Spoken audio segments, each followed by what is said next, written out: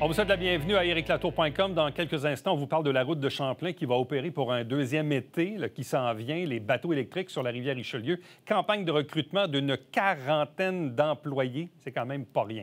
Mais d'abord, parlons de la saison des sucres, des cabanes des érablières, parce que là, c'est vrai, on va avoir cette année une vraie saison des sucres.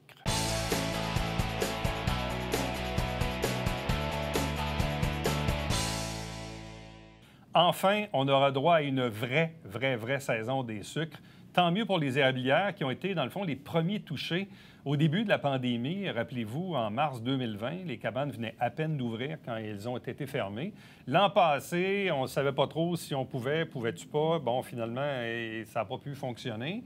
C'est toujours aux aléas selon les vagues. Là, on a eu la vague d'Omicron qui nous a frappés avant Noël. Encore une fois, je présume que les propriétaires devaient se dire, est-ce qu'on va être capable d'avoir une vraie saison? Bien là, ça a l'air que oui. On en parle avec l'un de ceux-là, c'est Philippe Meunier. Bonjour et bienvenue. Bonjour, merci. Croyez-vous? Ah, ça va bien, là. Ça va de mieux en mieux. Mais tu sais, on remonte à là, 3 semaines, 1 mois, là. Pensiez-vous être capable d'avoir une vraie saison? Je vous dirais que c'est sûr que si on recule de 1 mois, je vous aurais dit, je suis pas certain, mais plus ça avance, puis là, tout déboule vite, là, mais dans les dernières journées, là, c'est fou, là, en ce moment. Là. Moi, souvent, ce qu'on m'a dit, c'est que quand on est propriétaire d'une érablière, là, une saison, ça se prépare des semaines et des mois à l'avance. Là. C'est dur de se revirer Saint-Dicent, de dire, OK, tu peux rouvrir demain, mais ça marche pas de même. Là. Je veux dire, il y a des étapes, là. Non, effectivement. Nous, dans le fond, tout de suite, dans le fond, après les fêtes, j'entame mon temps des sucres, c'est-à-dire la préparation. Donc, vraiment, d'habitude, je termine ma période des fêtes, puis après ça, c'est la préparation temps plein pour le temps des sucres. Bon. Là, avez-vous procédé? Donc, là, est-ce que vous êtes ouvert officiellement? Est-ce que vous allez ouvrir prochainement? C'est quoi le calendrier que vous vous êtes donné? Oui, bien dans le fond, samedi qu'on vient de passer, j'avais ma pré-ouverture. C'était comme plus privé, si on veut, donc des petites familles, puis un groupe privé. Puis l'ouverture officielle se fait, dans le fond, samedi le 19 là, qui s'en vient. Okay. Donc, c'était vraiment ça. Là. Officiellement, on va être ouvert 6 jours sur 7, seulement que le lundi fermé, puis ouvert du mardi au dimanche. Là, vous allez opérer à 50 pour un petit bout jusqu'à temps qu'on puisse opérer à 100 Exact. Dans le fond, là, présentement, c'est des tables de 10 personnes. Notre capacité est réduite à 50 de notre taux d'occupation selon notre permis. Donc, on y va comme ça jusqu'au 14 mars, puis après ça, c'est 100 là, c'est les directives qu'on a eues là, avec l'abolition aussi qu'on vient de savoir là, pour le passeport vaccinal également. Bon, ça va vous enlever une épine aussi dans la gestion pour les entrées à énorme, la cabane, énorme, parce que surtout avec les groupes, les familles, on avait beaucoup de questionnements de la part des clients, puis ça va être beaucoup plus fluide sans justement le scan de tout ça. Donc, parce que souvent, les groupes arrivent tous en même temps un petit peu, c'est beaucoup de volume en peu de temps. Donc, beaucoup plus facile à gérer sans passeport vaccinal, là, évidemment. Bon. Qu'est-ce que ça change là, d'opérer à nouveau une cabane? Premièrement, avez-vous suffisamment d'employés pour opérer? Parce que là, tout le monde vit une pénurie dans tous les domaines, incluant la restauration. Comment vous vous en sortez là-dedans? D'autant que vous autres, vous êtes saisonniers. Oui. Je vous le cacherai pas, la main-d'œuvre, ça va être principalement, je vous dirais, la problématique à gérer, qu'est-ce qui va être le plus difficile. Mais rendu là, c'est un détail pour moi. Juste le fait de pouvoir ouvrir, là, c'est vraiment une satisfaction après 2 ans. L'an passé, on a fait, c'était 100 en boîte, là, dans le fond. Mais on n'avait aucune interaction avec le client. On montait des boîtes, la personne partait avec la boîte, c'était terminé. Mais là, de pouvoir recevoir les gens, écoute, on était là samedi passé, on a reçu les gens, de voir la réaction des gens. Les gens sont tellement contents. Là, on dirait qu'ils sont comme libérés. C'est fou. C'est le facteur humain. Ah, vraiment, vraiment. Puis nous, on se sentait privilégiés de pouvoir recevoir à nouveau les gens. Là. Donc, c'est vraiment incroyable là, de pouvoir à nouveau recevoir les gens. Donc, on est vraiment fébrile. C'est sûr que la main-d'œuvre, oui, effectivement, on va être peut-être limité. Je vous le cacherai pas parce qu'après 2 ans, il y en a beaucoup qui ont changé de domaine. Comme je ne pouvais plus les entretenir, mes employés à temps plein. Donc, c'est normal. Donc, oui, effectivement, on va avoir beaucoup de travail à ce niveau-là pour recruter là, toute notre main-d'œuvre pour partir et tout. Là. Donc, c'est la salle à manger, c'est les activités, c'est pas juste. Fait que c'est tout. Là, en saison, on peut être quasiment une centaine d'employés. Là, les gens vont pouvoir danser. À partir du 14 mars. Mais le encore masque là... est maintenu. Oui, mais c'est ça. Nous, de notre côté, je ne sais pas. Je vais voir comment ça évolue parce qu'on a le côté salle à manger qui va redonner 100 %, mais l'autre côté, c'est que présentement, je suis comme en entrepôt un petit peu pour stocker un petit peu mes contenants, mes boîtes, puis faire des boîtes. Parce que là, présentement, je pensais faire encore des boîtes, donc à plus petite échelle, plus locale. Donc, je me suis comme associé avec des partenaires locaux. Donc, j'ai la ferme Guillon. J'ai aussi les 2 pasquiers, donc, tu sais, des gens très près de moi. Donc, j'aurais aimé ça pouvoir les desservir pour la saison. Donc, au niveau de la danse, je ne suis pas certain à 100 %. Je vais voir comment ça évolue. Tu sais, c'est ça. Ça va vraiment dépendre. Jusqu'au 14 mars, je ne peux pas, c'est certain, pour la danse. Bon, clairement, les gens ont le goût de retourner à la cabane. Ça, je pense que ça me paraît assez clair. Oui, en famille, peut-être en groupe ou peut-être même des entreprises. Là. Je ne sais pas s'il y en a oui, définitivement. Les entreprises réservent à plein ces temps-ci. Donc, ça réserve, là. La ligne est rouge. C'est incroyable. Là, c'est sans arrêt. Un téléphone, raccroche le téléphone, un autre.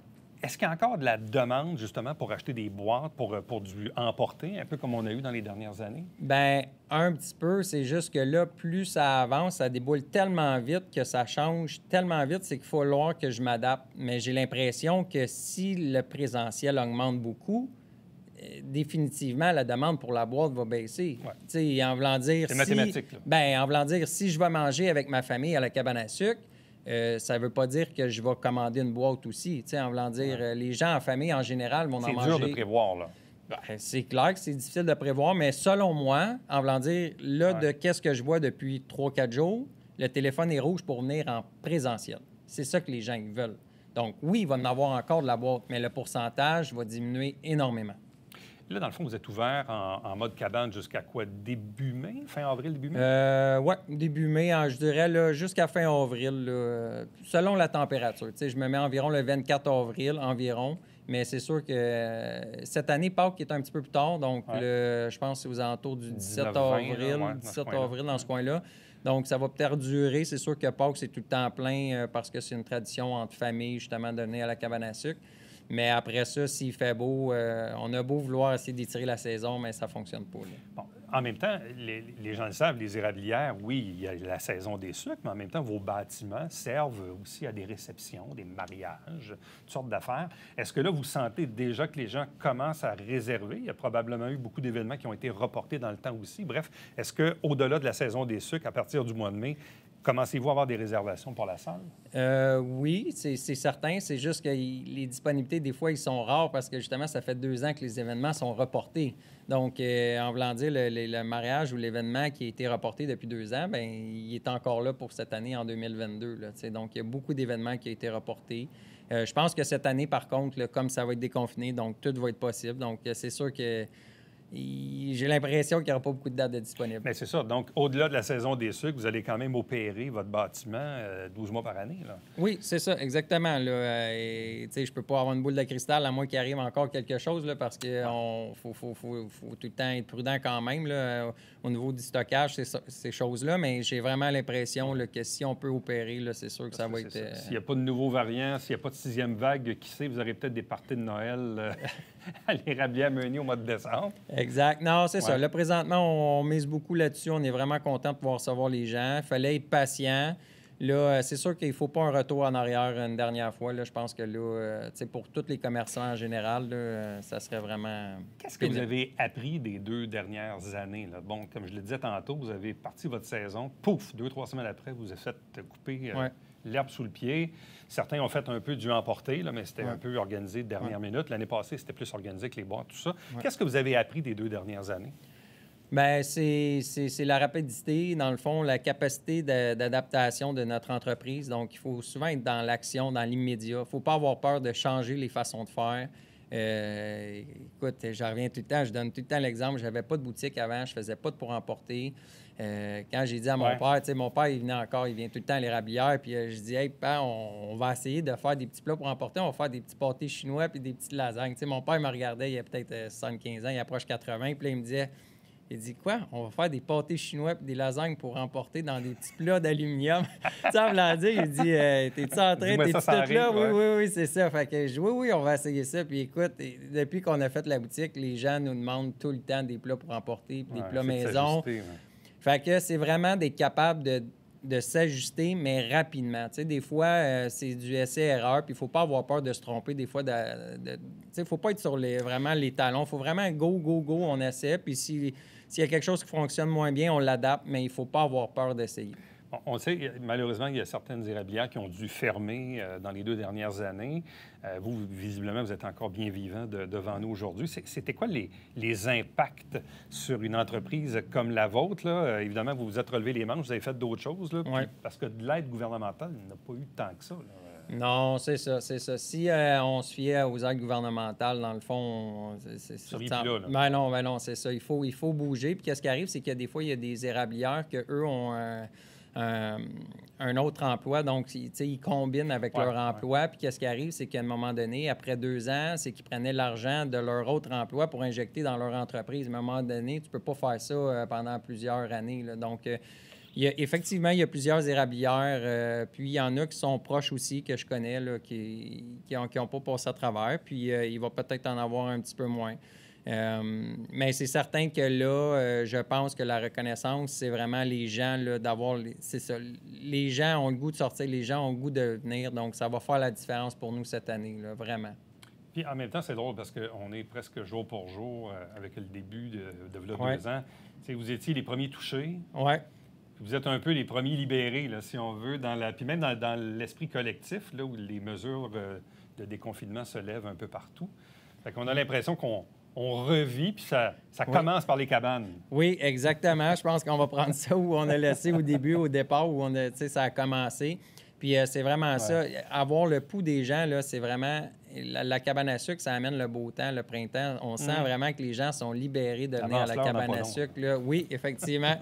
Fait que si les gens peuvent tous se donner rendez-vous à cabane à sucre, ça va être merveilleux. Philippe Meunier, érablière Meunier, merci beaucoup. Bonne chance, bonne saison des sucres. Merci beaucoup. Je pense qu'on a tous le goût d'aller faire un tour. Encouragez vos cabanes. Là. Faites le tour. Il y a plusieurs semaines. Faites le tour puis allez faire un tour chez Meunier. Merci beaucoup. Salut. Bye-bye. Restez avec nous. On vous revient après ceci.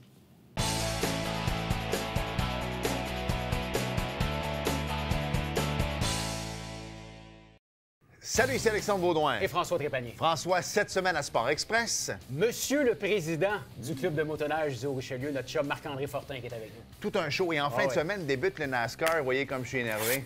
Pas d'allure. Manquez pas.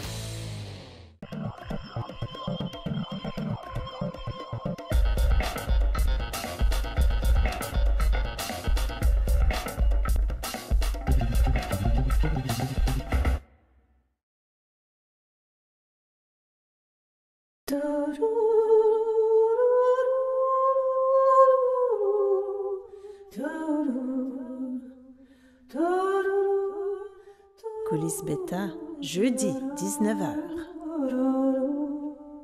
Mesdames et messieurs, bon matin et bienvenue à votre télébingo sur les ondes de télévision du Haut-Richelieu. Vous aimeriez jouer au bingo dans le confort de votre foyer? C'est possible! Tous les dimanches matins, 9h30, à la télévision du Haut-Richelieu, maintenant en haute définition au 609. Pour vous procurer les livrets du télébingo, c'est facile. Consultez la liste de nos 30 dépositaires au www.tvhr9.com.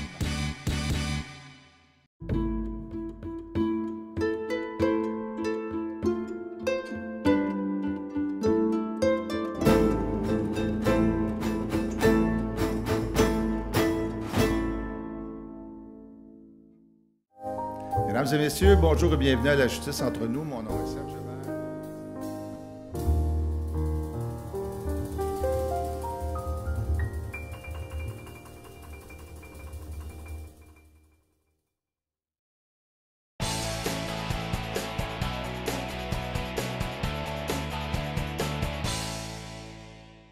La route de Champlain prépare sa saison 2022. Ça sent le printemps. On va avancer l'heure dans pas long. Les cabanes à sucre sont en train d'ouvrir. Le passeport vaccinal ne sera plus requis dans les prochaines semaines. Bref, on sent un allègement et tout ça va nous amener vers le printemps et vers l'été. Et dans le cas de la route de Champlain, on parle de membership, on parle aussi d'une importante campagne de recrutement. Bref, on en discute avec Yann Roussel, qui est le directeur des opérations. Bonjour et bienvenue. Bonjour Éric, merci. Ça fait plaisir. Tout d'abord, qu'est-ce que c'est la route de Champlain? La Route de Champlain, en fait, c'est un organisme à but non lucratif qui a vu le jour à Montréal-Nord en 2015, donc suite à une mobilisation citoyenne qui voulait avoir accès à la rivière des Prairies. Donc, la route de Champlain a été créée à ce moment-là pour permettre aux citoyens d'avoir accès à la rivière à des tarifs avantageux et avec de l'équipement sécuritaire. Donc, depuis 2021, la route de Champlain, on a agrandi. On est dans le bout de Pointe-aux-Trembles, également à Montréal, mais on a développé le Haut-Richelieu. Donc, on est dans 4 municipalités dans le Haut-Richelieu depuis l'été dernier, avec des bateaux électriques et des vélos à assistance électrique pour le Haut-Richelieu. Bon, donc, l'été passé a été une première expérience pour la route de Champlain dans la région ici du Haut-Richelieu. C'était totalement nouveau, c'est très innovateur. En même temps, c'était difficile de prévoir l'été passé parce qu'encore une fois, on ressortait d'une autre vague de COVID, là, puis on ne savait pas trop comment l'été allait s'enligner. Finalement, quel est le bilan que vous tracez de ce premier été-là, de cette première expérience? C'est quand même positif. On a fait un été, en dessous des objectifs au niveau du nombre de passagers, nombre de visiteurs. Mais c'est, somme toute, une très belle première été pour s'établir dans le Haut-Richelieu, pour faire notre marque, être connu. Le bateau électrique, c'est pas connu au Québec. Ça l'était encore moins dans le Haut-Richelieu parce qu'il n'y en avait pas avant. Donc, on est super contents. On a été vraiment dans 4 municipalités, 5 sites. On a été en opération 7 jours sur 7.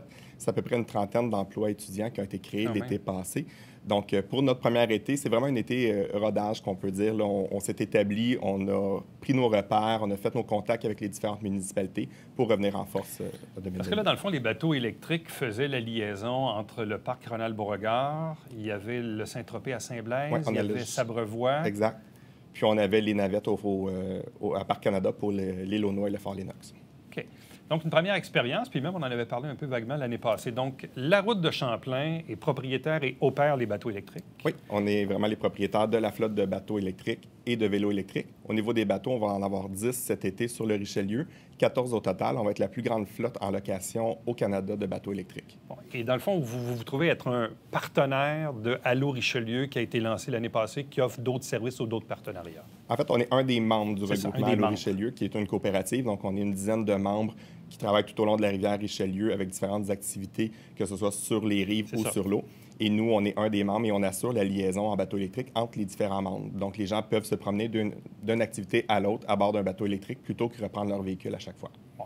Là, je voyais dans votre infolette que vous lancez ou vous réactivez un peu les campagnes de membership, donc le fait d'être membre, d'avoir une carte. Donc, expliquez-nous quels sont les avantages que ça confère d'être membre de la route de Champlain. En fait, vu qu'on est un organisme à but non lucratif, premièrement, on a une assemblée générale à chaque année. Donc, le fait d'être membre, que ce soit individuel, organisme ou corporatif, ça donne un droit de vote à l'assemblée générale pour les grandes lignes et notre plan d'action pour les prochaines années. Plus concrètement, bien, ça donne un rabais à chaque fois que vous venez. Donc, ça donne un 10 de rabais sur toutes les locations de votre année. Quand on parle d'un membership corporatif, mais là, on peut avoir des rabais qui s'appliquent à tous les employés de l'entreprise. Donc, ça peut être une espèce d'avantage qu'on donne à nos employés d'offrir un rabais pour pouvoir aller profiter des vélos électriques, des bateaux l'été. Et ça donne des cartes cadeaux également, là, dépendamment des types de membership, pour faire des cadeaux encore là à vos clients ou à vos employés. Et quand on est membre de la route de Champlain, ça s'applique autant pour les services ici dans le Haut-Richelieu que ceux que vous avez à Montréal-Nord et Pointe-aux-Trembles? Exactement. C'est valide vraiment sur l'ensemble de nos sites. On parle d'avoir probablement 8 sites dans le Haut-Richelieu cet été et 2 à 3 à Montréal. Donc, la carte est valide sur l'ensemble de nos sites. Donc, ça permet aux gens également de se promener entre chacun de nos sites, d'aller découvrir les différentes activités. On a des activités à Montréal qu'on n'a pas dans le Haut-Richelieu. Et là, si les gens donc adhèrent comme membres d'ici le 28 février, il y a un concours aussi là, pour gagner des cartes cadeaux. Exactement. On fait tirer 2 cartes cadeaux de 150 $. Donc, saison 2022, plus de bateaux? Oui. Plus de sites? Oui. Plus d'employés? Plus d'employés. On vise à environ une quarantaine au lieu d'une trentaine. Dans le Haut-Richelieu, on va avoir 50 employés total à la route de Champlain cet été là, sur nos différents sites, tant des postes de gestionnaires que des postes saisonniers. Bon, ça, c'est l'autre affaire, parce que dans tous les domaines de l'économie, il y a une pénurie d'emplois. Entre autres, chez les emplois étudiants même, il y a eu, disons, de la concurrence à un certain moment. Là, on semble vouloir se sortir de la pandémie, et tant mieux, et revenir à des opérations normales, mais il reste qu'une pénurie. Donc là, vous êtes actuellement en campagne de recrutement. Donc, quels sont les postes que vous offrez en ce moment? Pour le Haut-Richelieu, on a des postes de préposés à l'expérience client, donc les gens qui accueillent nos clients, qui sont sur le quai pour amarrer les bateaux, la gestion des VFI, donc vraiment un poste avec le client. On a des postes de capitaine de bateau également, donc capitaine de bateau de plaisance pour conduire nos bateaux électriques. Et à Montréal, après ça, bien là, on a des postes de coordonnateur aux opérations, coordonnateur adjoint, On a un nouveau poste également qu'on crée cette année qui va se promener entre l'île de Montréal et Saint-Jean. Donc, c'est un poste de coordonnateur au transport et entretien. Donc, la personne qui va s'occuper de faire nos mises à l'eau de bateaux, transporter nos vélos, faire l'entretien des bateaux, l'entretien des vélos. Donc, c'est un super beau poste qui vient avec un camion fourni, une formation en mécanique bateau, une formation en mécanique vélo. C'est un poste temps plein tout l'été.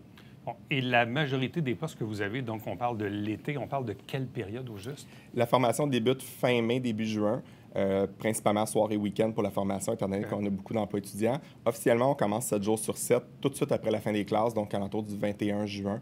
On est 7 jours sur 7 jusqu'à la fête du travail. OK. On parle de postes entre 15 et 25 de l'heure.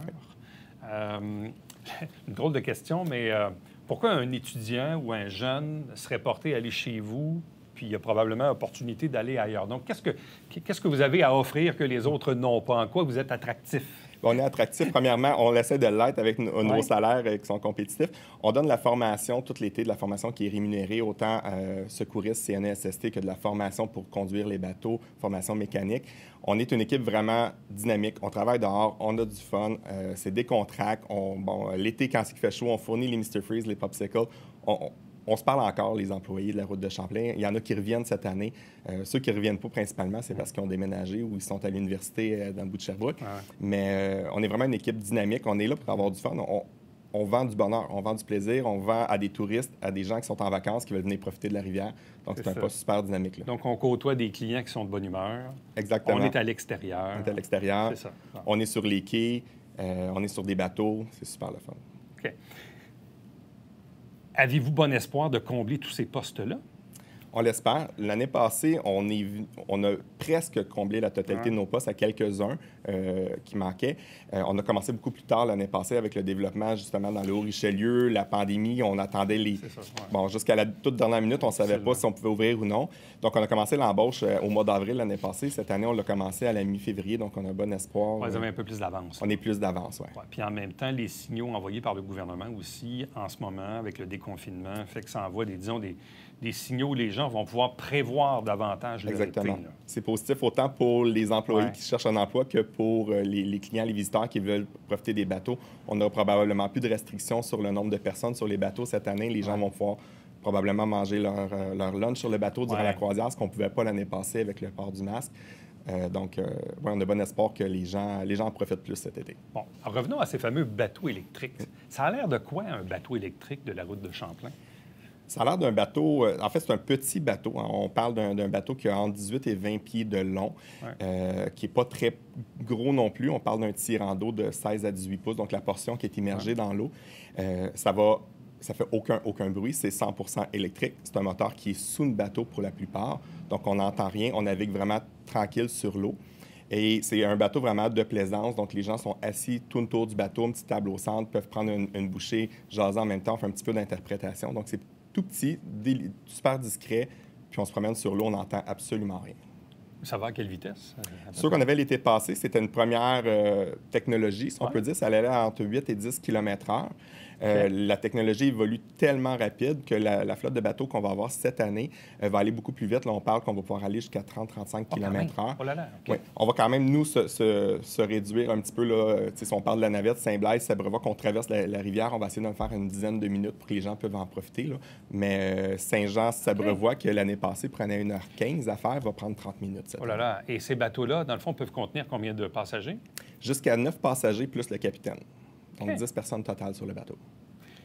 Puis après ça, on les recharge, puis c'est comme les autos électriques. Oui, exactement. On les branche la nuit, on est bon pour faire notre journée. C'est vraiment 100 % électrique. C'est pas un mode hybride, il n'y a aucune essence. Et ce qui est fun aussi, c'est que la nouveauté qu'on va avoir cette année, la nouvelle flotte qui va arriver, c'est des bateaux 100 % électriques, mais en fibre, en plastique recyclé. Donc, la coque est moulée, 100 % recyclé avec du plastique qui est retiré des océans, qui est moulé au Québec. C'est fabriqué au Québec et la coque est recyclable également 6 fois. Bon, là, rappelez-moi, parce que les gens aussi là, pouvaient booker, je pense, réserver avec, sur le web, téléphone. Exactement. La plateforme va revenir d'ici le début ou fin mars. Là, on est en train de finaliser, on est en train de faire un transfert de plateforme pour que ça soit plus optimal pour le client. Mais effectivement, les gens vont pouvoir réserver en ligne via notre site web ou le site de Allô Richelieu. Puis ils vont pouvoir également se présenter à n'importe quel de nos sites pour prendre un billet le jour même sur place. Donc, ça sera évidemment la deuxième saison. Dans le fond, le défi, c'est de faire découvrir, parce que c'est une habitude que nous n'avons pas. Ça n'existait pas avant. Oui. Mais pourtant, se promener, se balader sur la rivière, c'est toujours agréable, entre les deux rives. Donc, c'est d'inculquer aux gens que ce service-là existe. Il faut qu'ils y goûtent, il faut qu'ils l'utilisent pour trouver leur bénéfice d'aller se balader sur le Richelieu. Il faut l'essayer pour l'adopter. Vraiment, là, une fois qu'on a fait une balade en bateau électrique, qu'on a pu profiter de l'eau, du calme de l'eau, de voir les paysages, après ça, c'est super agréable. Les gens reviennent et disent, je vais laisser mon véhicule à Saint-Jean, je vais prendre le bateau, je vais aller faire ma journée à différentes activités, puis je vais revenir au lieu de prendre mon Et c'est ça, je dis, c'est une nouvelle façon de consommer le tourisme. Hein. Exact. Comme on dit, tu arrêtes au parc Ronald-Beauregard, tu décides qu'aujourd'hui, tu vas te promener sur la rivière avec les différentes navettes, avec les activités.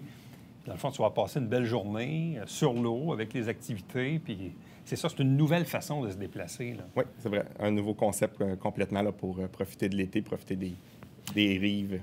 Donc, on vous le rappelle, d'ici le 28 février, si vous devenez membre de la Route de Champlain, ça vous confère évidemment certains avantages avec carte cadeau potentielle que vous pouvez gagner via un concours.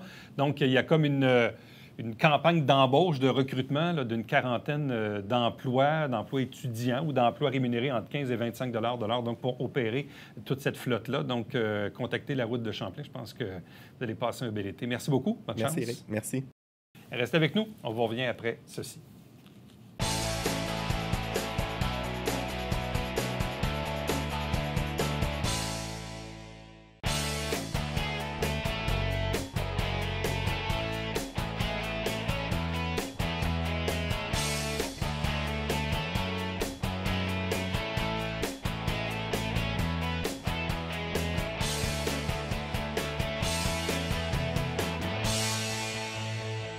Le 8 mars, c'est la Journée internationale du droit des femmes. Ici même à Saint-Jean-sur-Richelieu, le Centre de femmes du Haut-Richelieu va recevoir virtuellement Vanessa Duchel, une artiste que vous avez peut-être vue il y a plusieurs années dans l'un des Star Academy, qui va prononcer une conférence, comme je le dis, virtuelle, et qui va parler, entre autres, de différentes thématiques, notamment la grossophobie, parce qu'elle a écrit des trucs là-dessus récemment.